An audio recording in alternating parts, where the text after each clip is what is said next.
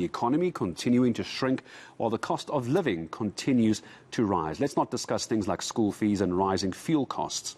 It's forced some people to undergo debt rescue counselling. But is it as bad as it sounds?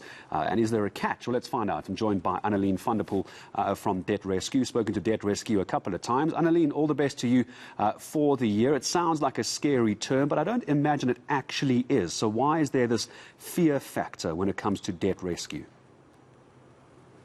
Well, good morning, Gareth, and thank you so much for having me. I think for many people, the only time they ever really encounter something like debt counselling is when they realize that they're in a position where they're going to need it. And the fact that so few people actually still know what the process is and exactly what it does is, needless to say, something that is unknown does scare a person.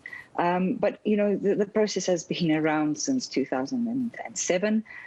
It's part of the National Credit Act, which means it's legislation. It means that there's a lot of rules and regulations according to how this works. And it's a fantastic method, because it's part of law, to assist consumers who are over indebted. I think what makes it so amazing is the fact that we have legislation that assists consumers who are struggling financially.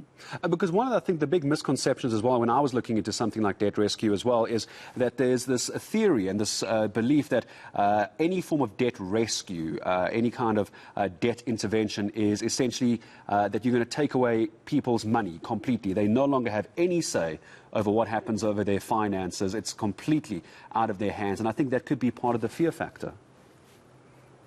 It's very possible. And I think if you would mind if I just quickly explain that. So the whole point of debt counselling is the debt counsellor assists with your debt. In other words, the credit agreements you have. So this would be your home loan, your vehicle, credit card, personal and store cards, that kind of stuff.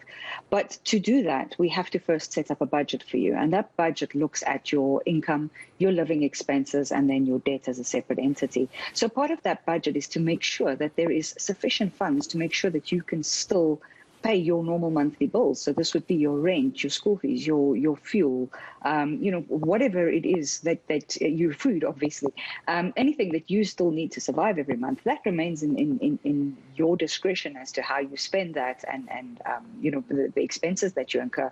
The debt counsellor takes care of the debt side of things, and they negotiate with your credit providers and so forth. And I suppose that the point of this is to get yourself out of the debt. It's then not once you've paid off all the debt to get yourself into further trouble as well. I think a lot of people, Annaline, think that once you're in debt rescue, you've actually been blacklisted. But that's actually the opposite of what's true. Absolutely. So the whole purpose of debt counselling, as you've said, is to repay the debt that you have.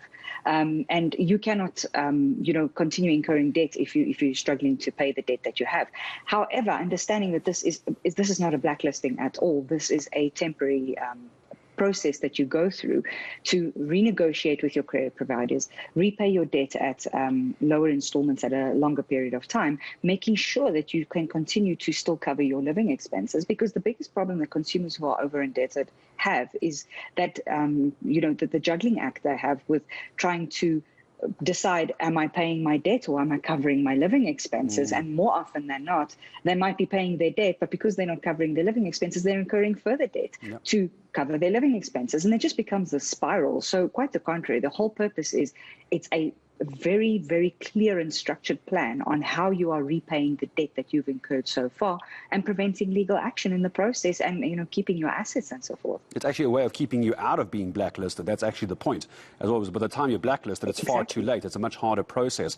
Explain to some of us who might be curious to know, if once you're in a, let's call it a debt rescue process, I think the word process is correct on this.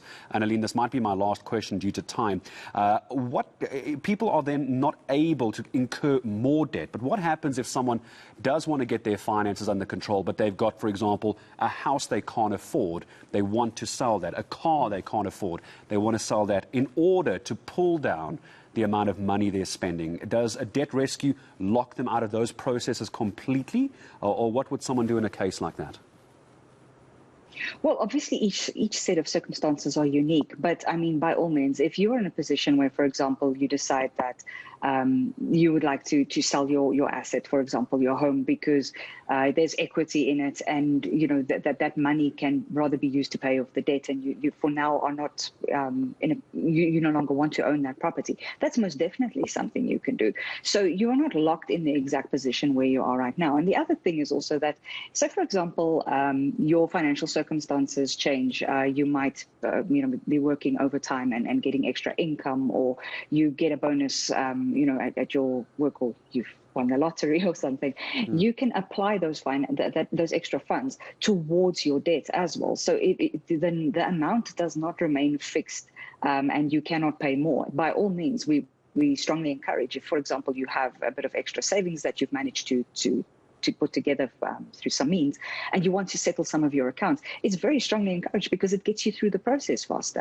Absolutely. And I think if anybody has won the lottery, please feel free to contact Annaline or myself. We'd like to be friends for the year ahead. Annaline, thank you very much.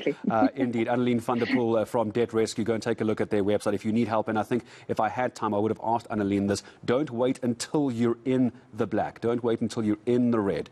Just perhaps have a word with them. You can perhaps make your life much, much easier for the year ahead. All you got to do, I think, is just send an email, and they'll do the rest and see where you stand. It might be worth your trouble.